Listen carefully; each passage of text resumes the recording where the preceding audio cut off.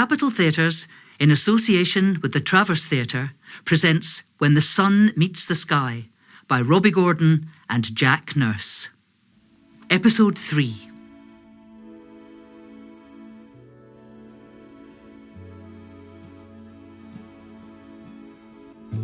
This next chapter is a good one. It's the winter of '89. It's Baltic.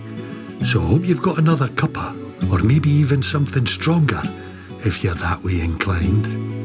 I don't want to say too much, but it's this chapter of Maggie's story where the mystery that has haunted her life twists and turns like never before. Who is that man?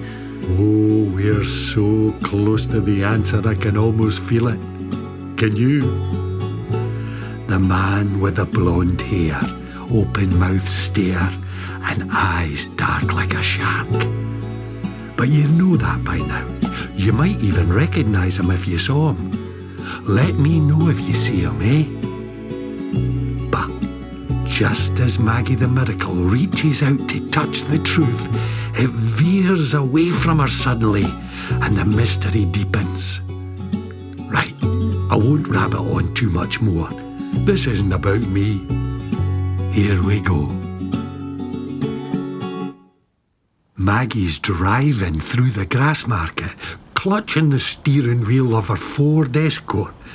The cobbled streets and the cold making her teeth chitter-chatter as she drives over them. She's like a cartoon or something. Maggie's late, but she's not a speeder.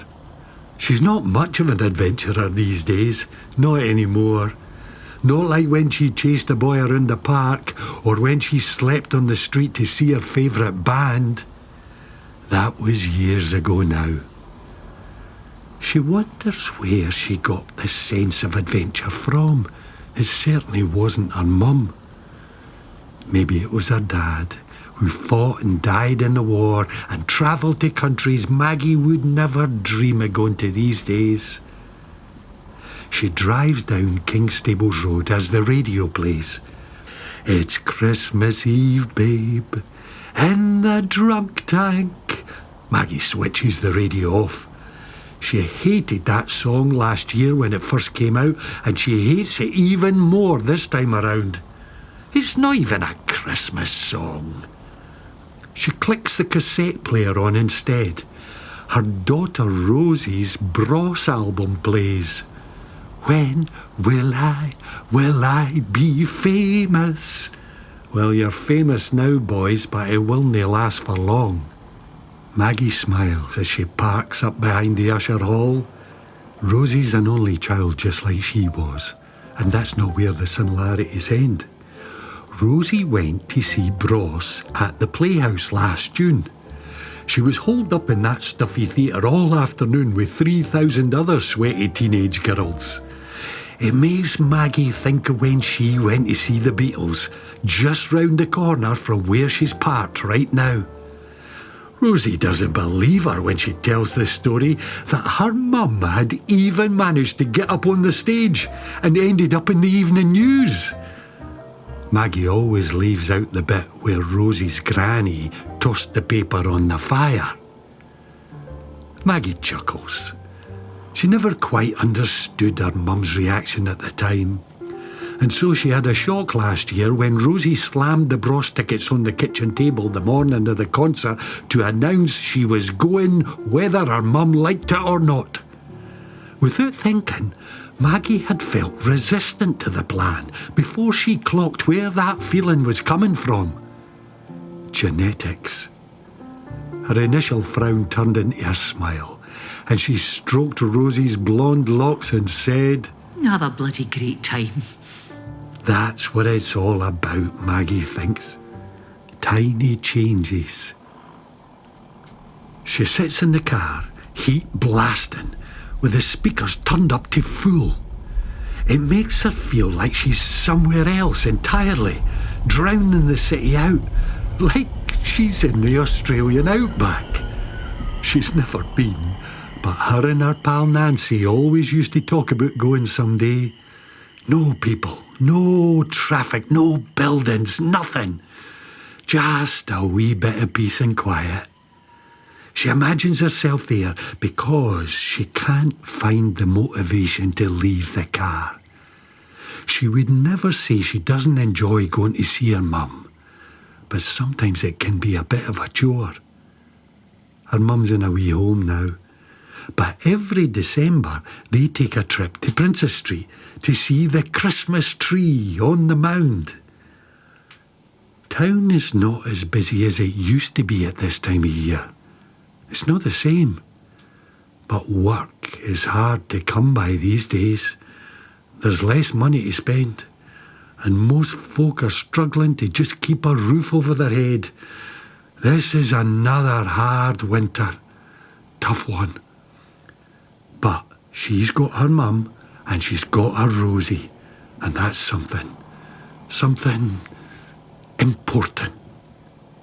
She turns the engine off and braces herself. Can't hide in the car forever.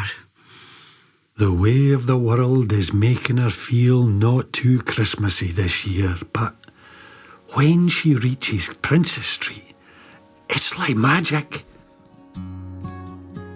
The lights, the excited wee ones and the happy faces, it makes her forget about everything else. Maggie feels like a wee lassie again, and there's a spring in her step. She feels just like that girl who climbed lampposts and roamed the streets carefree. She looks up at Ben's clock and sees all the singles watching the clock hand move round, waiting for their dates. Just like she used to do. Standing in the cold, waiting for Rosie's lout of a da. She walks down Princess Street, passing all the busy shops and parents in a panic, trying to find the ideal gift that they should have bought weeks ago. Like wee squirrels desperately trying to gather nuts for hibernation. It looks like a winter wonderland, like that Bing Crosby number. Shoppers and families are bustling around, eating sweets, catching up with friendly faces and huddling around the Sally Army and their brass instruments, whose rendition of Away in a Manger rings through the crisp December air. Edinburgh Castle towers over the scene, with a sheet of snow covering the battlements like icing on a buttercream cake or something. The bright lights outside Jenner's shine in the distance, and Maggie sees a little boy and his sister pointing out to their parents which presents they'd like this Christmas through the window, just like how she used to take Rosie here when she was wee to meet Santa and pick a toy. Every year Maggie told Rosie she couldn't afford the present she wanted, but to her delight, Santa always delivered it in the end. Some boy, that Santa. Maggie arrives at the big glistening tree on the mound with all the beautiful multicoloured lights. It's come all the way from Norway every year because apparently in World War II the Scots helped the Norwegians or something. Maggie always likes to think her dad maybe played a part in that story. And who knows? Maggie spots her mum almost instantly, shining in the lights of the tree. Even though she's sitting in a sea of people sleeping in her chair with a tartan blanket over her lap, Maggie would recognise her anywhere. She's her mum after all. And she's the only person Maggie knows who has the ability to sleep with a face like thunder surrounded by half of Edinburgh. She was never one for making a fuss over this kind of thing, even when Maggie was wee. Maggie sees Clark, who looks after her mum in the care home. Clark's from Elephant and Castle in London.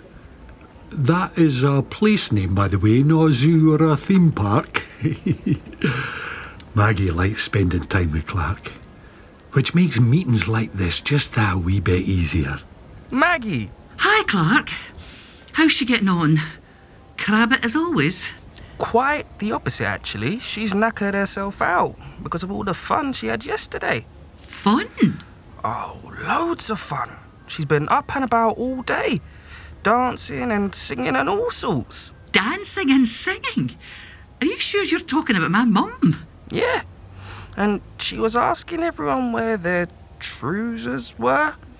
And everyone kept having me on and wouldn't tell me what they were. Maggie laughs.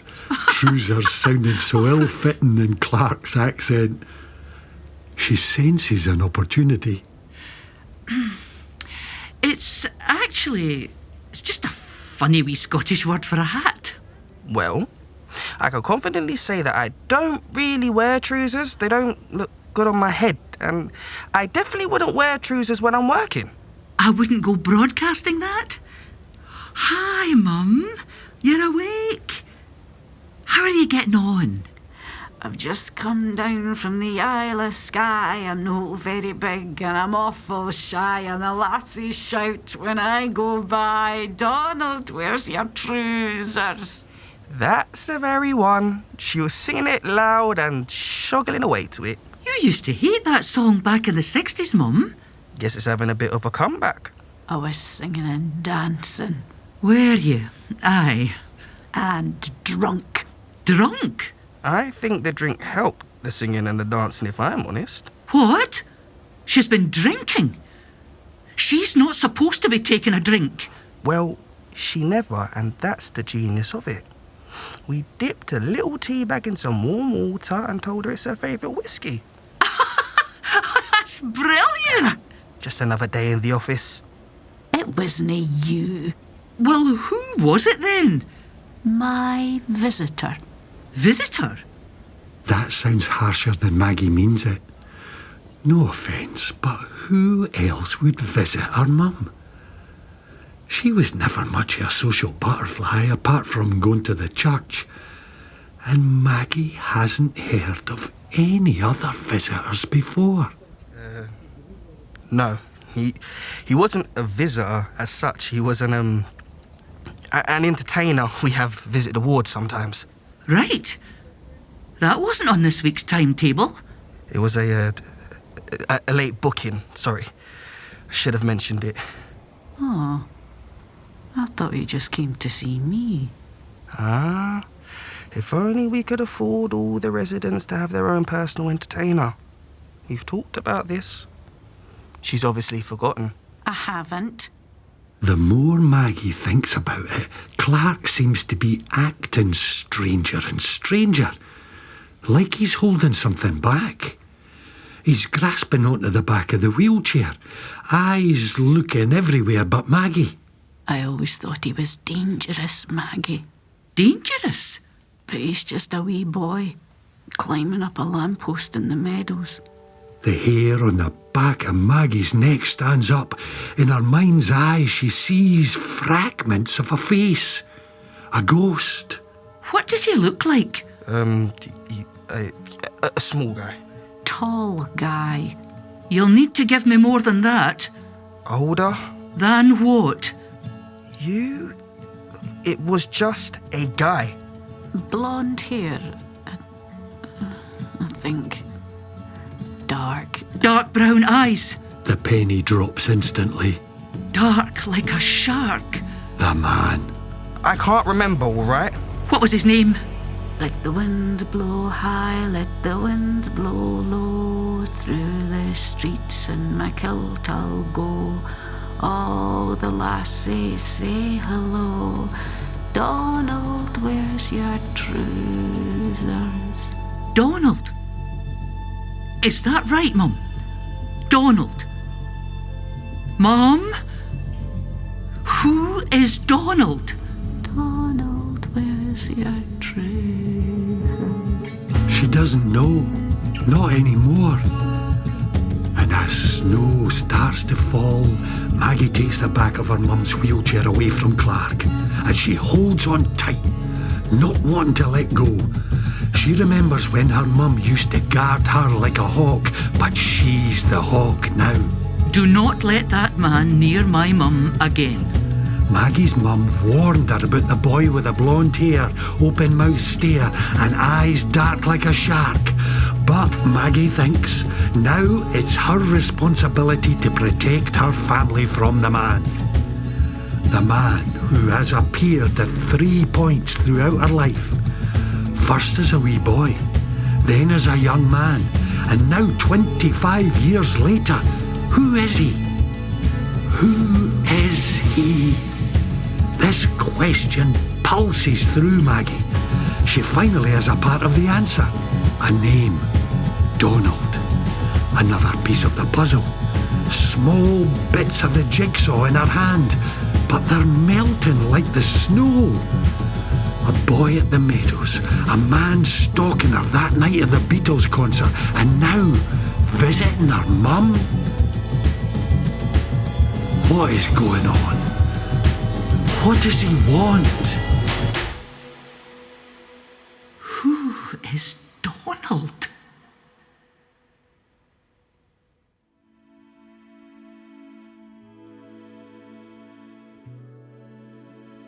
When the Sun Meets the Sky was written by Robbie Gordon and Jack Nurse, with dramaturgy by Eleanor White.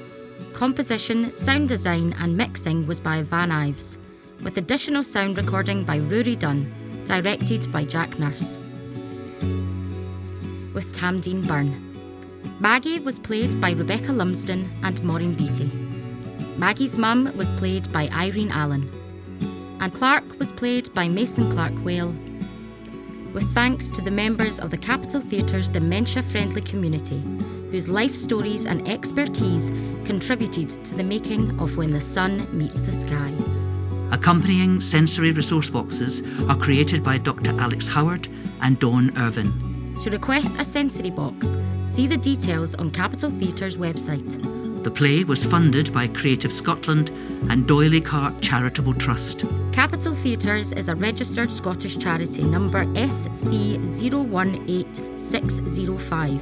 The Traverse Theatre Scotland Limited is a registered Scottish charity number SC002368 and is supported by Creative Scotland and the City of Edinburgh Council.